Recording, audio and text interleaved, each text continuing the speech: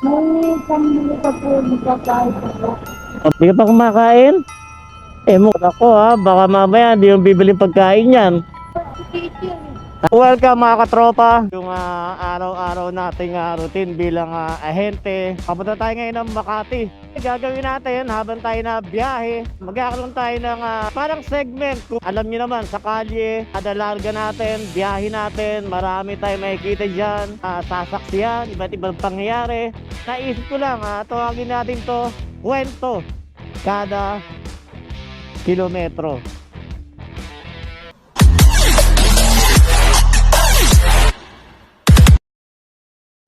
Kaya yung naisip ko lang, total, habang nabiyahe tayo, habang rumorota, iba't iba yung mga makikita natin na kaganapan dyan, syempre sa kalye, araw-araw.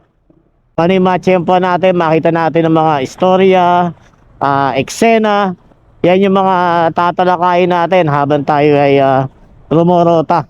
Bilang pasimula natin ngayon, andito tayo ngayon sa may C5, yung umaga, talagang ganito ang traffic dito. Dikdikan talaga dito pagka sa umaga. Pinaka bike lane dito, kadalasan nagagamit na talaga ng mga ng mga rider. Etong kwento kada kilometro, mga katropa, maglalaman to ng mga aktual na mga pangyayari, eksena na makikita natin habang tayo bumabiyahe during ng ating trabaho bilang ahente. Mga makikita natin dyan, may experience natin, maganda, pangit. Narito medyo lumuwag na ng konti. Simulado kayo na sa pinanggalingan natin, dito medyo maluwag na. Isa sa mga hindi maganda rito, yung daan. Malubak tong flyover na to eh. May mga gantong lubak, ayan. Mga lubak, butas-butas. Dito sa ibabaw ng flyover nitong habaan ng C5. Yun, ang traffic pa yan hanggang dyan. Pero kakanan tayo ng Kalayaan kasi pa Makati tayo. Yung mga ilalim dito, yan, nagiging parkingan ng mga rider. Pahingahan nila yan dyan. Papasok tayo ng Makati. Kanan tayo rito, yung papunta ng JP Rizal. Medyo may aksidente rito. Isang grab rider, 4 wheels. Habaan ng Ilog Pasig.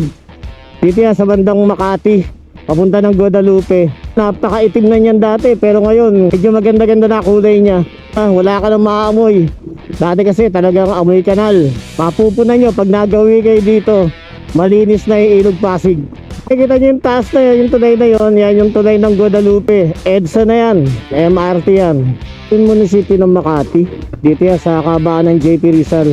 Habang nandito tayo sa tropa natin, tropa si Sir JR Mamarin. Ayan, angkas sa rider siya ngayon, kaya pistigan si tropa. Hindi ko lang siya kagad nakilala. Tama nyo, Likom, yan. Ingat na, ingat. Okay. Sarado. Ito, matali ko ng target to eh. Hindi ko lang matchempo talaga yung may-ari, pero ngayon sarado siya ngayon. Biro mo yun, dito na pala tayo sa Tanay. Ayan o, Tanay Street. Siyempre kung may Tanay, may Pililya. Ayun o, Pililya. Okay ano, nasa Makati ka pero nasa Rizal ka. Kape muna tayo. Kape muna.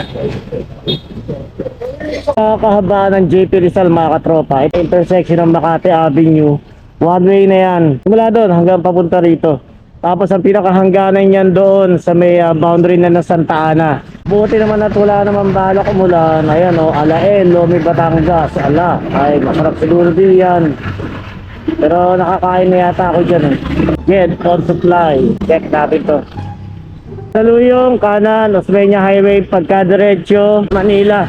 Yung diretso na yung papunta na Santa Ana yan. Yung way papunta ng Circuit Makati. Circuit Makati. May mga terminal ng bus dyan. Kanan dito, ayan. Pagka may mga event, dyan din ginagawa yan dito sa Circuit Makati. Soccer field. May mga rampahan dyan. Dyan nag-skateboard yung mga estudyante. O yung mga nagte-training na skateboard dyan. May pinaparentahan niya, alam ko eh. Ano kaya event gagawin dito? Malaki yung stage yun, ayan o. Tatapos na natin mga tropa, tanghalian. Nagputuloy tayo. At medyo mihilag eh. Kaya luto lang tayo. Targa na ulit tayo. Tapos tayong kumain. Lugaw lang. At medyo may naramdaman akong hilab. Alalay lang tayo sa kain. Pag may hilab, alalay lang. Ha? Huwag totono. Yan. Tara. Kulimlim na. Ha? Mukhang uulan na. Pumapatak na po. Kailangan natin maghanap ng masisilungan. Pili talagang uulan sa buong maghapon. Silungan dito. Madilim na eh. Pag tayo mabanti ron, baka tayo abutan ng malakas na ulan. Pumapatak na kasi. Kaya dito muna tayo. Baka biglang bumagsak. Chill lang muna tayo dito. Chill. Ayun, pumapatak na oh. May pambili pa po ng pagkain po. Pabili ng pagkain? Bakit?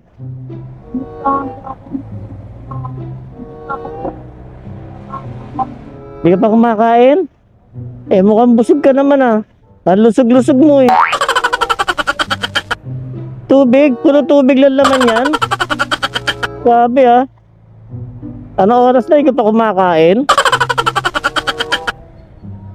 Hindi nga. Oo. Ba't saan ka ba kumakain? Oh, wala pang luto sa inyo? Oh, baka di ka lang umuwi kaya di mo ano kung may luto na.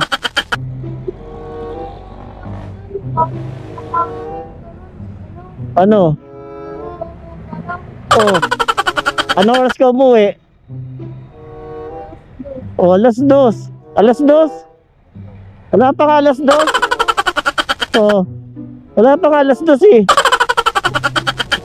Tara ko ha, baka mamaya hindi yung bibili pagkain yan. Anong pagkain nga? Kanin? Mukhang marami ka kumain ng kanin ha. Nakailang kanin ka? Isa lang? Nag-aaral ka pa ba? Oh, may pasok ka, ba't di ka pumasok? Ha? May sakit teacher mo? Oh, may sakit pa teacher mo. Bibigyan kita ha, tapos kumain ka ha. Gutom pa yung lagay na yun ha, pero lusog.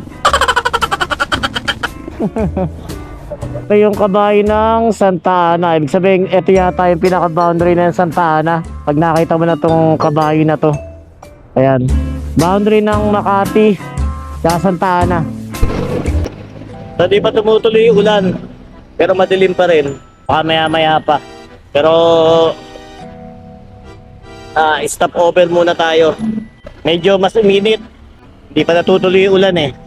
Minsan kasi nag-iikot-ikot din talaga ako eh. Baka makahanap ng mga bagong bukas na shop. Tejeros sa Makati to. Medyo crowded, marami-raming tao. Gamit pa rin nating mic, external mic ay syempre Racing Boy, yung nabili natin nakaraan na talaga namang super linaw pagdating sa audio. Kaya natin siya tinawag mga katropa na kwento kada kilometro. Every kilometer na tinatakbo natin, pwedeng iba-iba yung mga makita natin, masaksiyan natin. Wala rin si Troto. Wala akong nalaglap. Hindi. Yari ka sa akin. Dating uli ng order natin. Nakaharang uli tayo ng mga walang gloves dyan. Ito yung simbahan ng Santa Ana. Labas natin ito, Kalentong.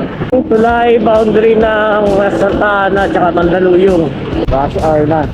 Hindi pwedeng babagal-bagal. Dapat pag may nakita kang butas, pasok. Kahapon na rush hour na. Madami na sakyan. Dapat magsasaluhan ako eh. Sa boulevard. Tapos tatayo tayo ng EDSA. Agawa ng Goldilocks yan. Dito tayo sa ibabaw. Yung papunta ng Pasig.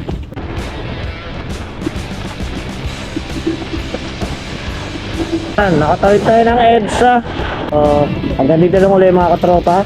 Salamat po sa ating mga solid na mga followers na wala po sa mag-support po sa atin at saka manood sa mga video ginagawa natin. Maraming salamat po sa inyo. Ingat po kayo lahat palagi. Ikaw buhay. Laban lang at syempre, RS po sa inyo lahat, mga katropa. Alright.